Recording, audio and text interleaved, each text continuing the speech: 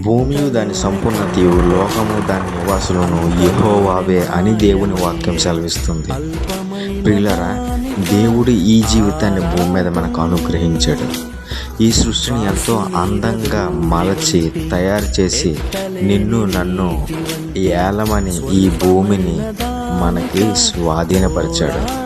అయితే ఈ భూమి మీద మనం నివసించేది కొంతకాలమే, కానీ అందులో మనం ఏ విధంగా జీవించాం, దేవుని నామాన్ని ఏ విధంగా ఘనపరిచాం, ఏ విధంగా మనం నడుచుకుంటున్నాం ఆయన వాక్యం ప్రకారం అనేది ప్రాముఖ్యమైనది.